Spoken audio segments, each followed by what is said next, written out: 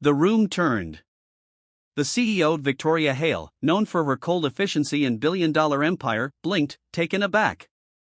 Standing behind the girl was a tall, grease-stained man in a worn-out jumpsuit. He looked startled, his eyes wide as he gently pulled his daughter closer.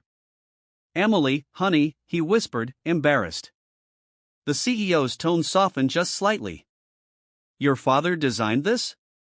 "Yes, ma'am," Emily said proudly, smiling up at him. "He said it could help save the company money and make cars faster and cleaner." A ripple of murmurs spread among the team. The man cleared his throat and stepped forward. "My name's Daniel Carter," he said quietly. "I'm just a mechanic, but, yeah, I designed it in my spare time." "I wasn't trying to." But Victoria cut him off with a raised hand.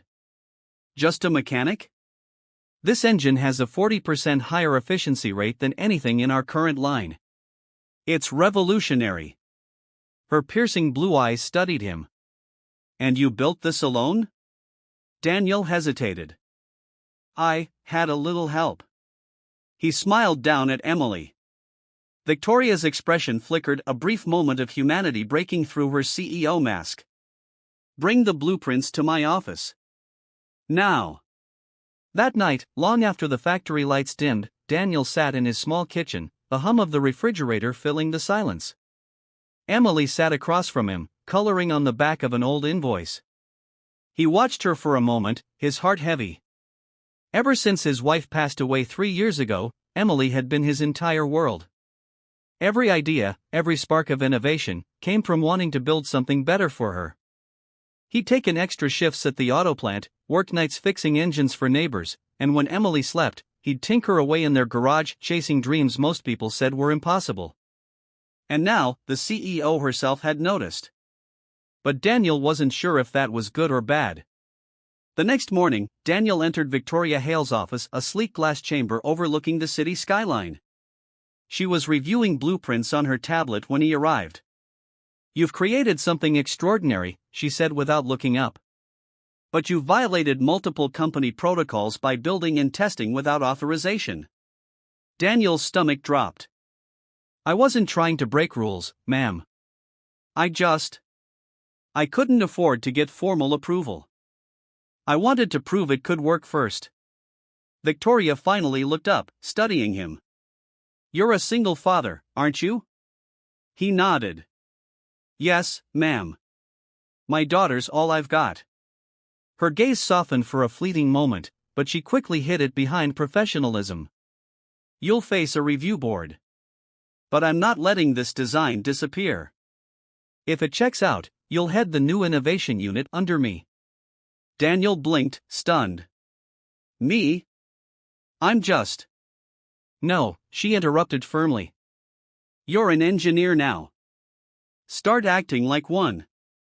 For the first time in years, Daniel felt something stir inside him, hope. Chapter 2, The Test That Changed Everything. Weeks turned into months. Daniel led a small team to refine his design while balancing work and fatherhood. Emily became the team's unofficial mascot, often sitting in the corner of the lab with her sketchbook. "Daddy," she'd say, "when your engine works, can we buy a house with a backyard?" He'd smile and nod, though his eyes often betrayed exhaustion. "One day, sweetheart." But success never comes without struggle. The company's investors doubted Daniel's abilities. Rumors spread that he was an uneducated dreamer, a charity case. One night, after a failed test, Daniel sat alone in the lab, staring at the flickering lights of the prototype. His hands trembled as he whispered, "Maybe they're right. Maybe I don't belong here." Just then, he felt a small hand slip into his. "Daddy," Emily said softly, "remember what you told me? Every engine needs a spark. You're mine. Don't quit." Her words hit harder than any corporate speech ever could. The next morning, Daniel walked into the lab with a fire in his eyes. He reworked the ignition system, adjusted the airflow valves, and for the first time, everything clicked. The engine roared to life, clean, powerful, perfect. The team cheered. Daniel just stood there, tears welling up as he whispered, "We did it, kiddo." At the final demonstration, the company's top executives and media gathered to see the new design. The engine ran flawlessly. The CEO smiled proudly and turned to the crowd. "Ladies and gentlemen, this innovation will define the future of our brand. I want to meet the mind behind it." Her gaze fell on Daniel, humble, nervous, holding his daughter's hand. She walked closer, her tone soft yet full of awe. "Who designed this engine?" Before Daniel could answer, Emily stepped forward again and said proudly, "My daddy did." The room fell silent, the same way it had the first time. But this time, Victoria didn't freeze because she was surprised. She froze because she saw herself years ago, a young dreamer dismissed for being too ambitious, too different. She knelt beside Emily and smiled. "You should be very proud of your father. He just changed the world." Daniel blinked back tears. "I couldn't have done it without her," he said, resting a hand on his daughter's shoulder. Victoria nodded, eyes glistening. "Then maybe she'll design the next one." That day, Daniel's engine went into full production, earning global recognition. But for him, the real victory wasn't the fame or money, it was walking home with Emily's tiny hand in his, knowing he'd shown her that dreams weren't just for the privileged. They were for the brave.